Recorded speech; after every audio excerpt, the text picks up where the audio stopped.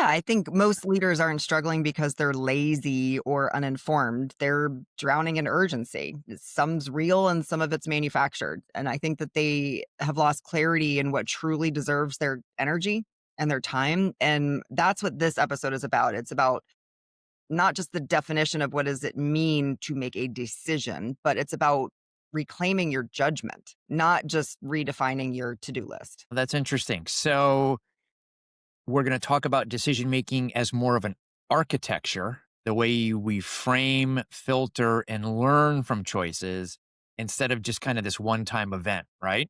Yeah, for All sure. right, so let's jump in then. All Okay. right, so can we start with the trap that most everyone can relate to? That everything seems urgent. Board requests, the team escalations, customer issues. When you're sitting in that leadership seat, it all looks and feels like it's high stakes. So, how does that actually erode judgment? So when every decision feels equally as urgent, like in the scenario you described, none of them get the actual depth that they deserve. So you end up spending cognitive energy on the trivial and then making the consequential calls while mentally exhausted, the ones that you really need to have your energy stored for. And that's not just tiring for you and frankly for the people around you, because if you don't make a great decision, you're going to change your mind, make a different decision, create whiplash.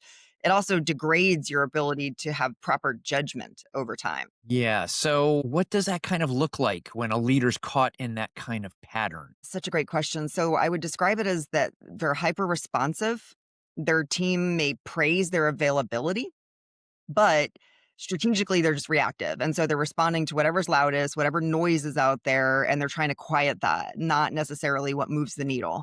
And so the biggest decisions get made in the margins, in the hallways, and the 5-minute windows between meetings. Hallway, if you're working virtually, metaphorically, from your office to your kitchen for a glass of water. Hmm. And those are the ones that end up defining their legacy. So, the shift is what? Kind of realizing that not every choice actually deserves the same mental bandwidth and mental energy? Yeah, I think deciding well starts with that honest moment with yourself when you say what actually deserves my judgment and what just needs a good enough answer so that I can protect my best thinking for what matters most.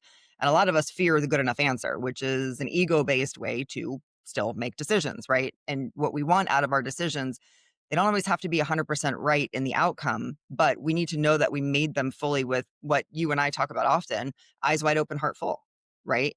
Facts and data, Hmm. morally and virtually, meaning like virtue wise, values wise, directionally correct. If it ends up being the wrong decision, that's okay. You still made it with the best judgment process that you can. And that's one of the frameworks that we use. But I think that's part of what you want to do is to protect your ability to make the best decisions for what matters the most.